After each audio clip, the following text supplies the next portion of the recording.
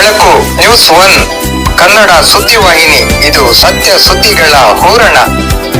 2023ರಲ್ಲಿ ತಾವೆಲ್ಲರೂ ನನ್ನ ಮೇಲೆ ಬಹಳ ಹೆಚ್ಚಿನ ವಿಶ್ವಾಸ ಇಟ್ಕೊಂಡು ನನ್ನನ್ನು 2 ಬಾರಿ ಸೋತಿದ್ದಂಥವ್ರಿಗೆ ಮತ್ತೆ ತಾವು ನನ್ನನ್ನು ಗೆಲ್ಲಿಸಿ ಇವತ್ತು ಕಾಂಗ್ರೆಸ್ ಪಕ್ಷದ ಸರ್ಕಾರದಲ್ಲಿ ಮಂತ್ರಿ ಆಗುವಂಥ ಅವಕಾಶವನ್ನು ತಮ್ಮೆಲ್ಲರ ಸಹಕಾರದಿಂದ ಆ ಕಾರಣದಿಂದ ನಾವು 10 ವರ್ಷಗಳು ನಮಗೆ ಹಿನ್ನಡೆ ಆಗಿರ್ತಕ್ಕಂಥದ್ದನ್ನು ಅನುಮೋದನೆ ಇಟ್ಕೊಂಡು ಈ ಒಂದು ಸದಾವಕಾಶ ಸರ್ಕಾರ ಇರ್ತಕ್ಕಂಥ ಸದಾವಕಾಶ ಸಂದರ್ಭದಲ್ಲಿ ಹೆಚ್ಚಿನ ಅಭಿವೃದ್ಧಿ ಕೆಲಸಗಳನ್ನ ಮಾಡುವಂಥದ್ದಕ್ಕೆ ಬಲ ಕೊಟ್ಟು ಪ್ರಾರಂಭದಿಂದ ಮೊದಲನೇ ದಿನದಿಂದ ಅಭಿವೃದ್ಧಿ ಕೆಲಸಗಳನ್ನ ಮಾಡುವಂಥದ್ದಕ್ಕೆ ಎಲ್ಲ ಪ್ರಯತ್ನ ಮಾಡಿ ಈಗ ಹಲವಾರು ಅಭಿವೃದ್ಧಿ ಕೆಲಸಗಳನ್ನ ನಾವು ಮಾಡ್ಕೊಂಡು ಬಂದಿದ್ದೇವೆ.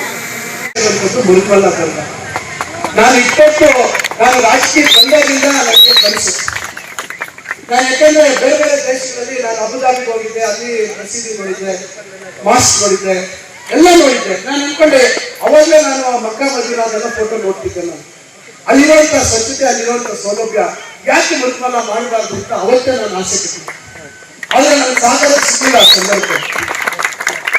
ಈಗ 32 ಕೋಟಿ ಇವತ್ತು ಮಂಜೂರು ಮಾಡಿಸಿದ್ವಿ. ನಾವು ನೋಡ್ಬೋದು ಯಾವ ರೀತಿ ಡಿಸೈನ್ ಮಾಡಿಸಿದೀವಿ.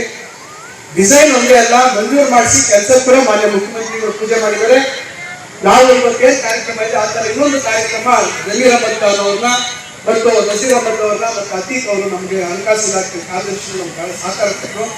ಅವರೆಲ್ಲರನ್ನು ಕರೆಸಿ ಮುರುಕಲ್ಲಿ ನಮ್ಮ ಮುಸ್ಲಿಂ ಬಾಂಧವರು, ಹಿಂದೂ ಸಮಾಜ, ಯಾಕಂದ್ರೆ ಬರೀ ಒಂದು ಧರ್ಮಕ್ಕೆ ಸೇರಿರ್ತಕ್ಕಂಥದ್ದಲ್ಲ ಸಮಾಜ ಭಾವಜಾರ.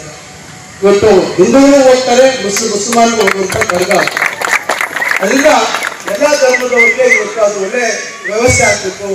ಹೆಂಗಸರಿಗೆ ಶೌಚಾಲಯ ವ್ಯವಸ್ಥೆ ಚೆನ್ನಾಗಿರ್ಬೇಕು, ಹೆಂಗಸರು ಚೆನ್ನಾಗಿರ್ಬೇಕು, ಆ ವಾತಾವರಣ ಪರಿಸರ ಚೆನ್ನಾಗಾಗ್ಬೇಕು ಅಂತ ಹೇಳಿ 32 ಕೋಟಿ ಮೊದಲನೇ ಹಂತದಲ್ಲಿ ಮಂಜೂರು ಮಾಡಿಸಿದ್ದೀವಿ. ಅದು ಶುರು ಮಾಡ್ತೀವಿ ಕೆಲಸ.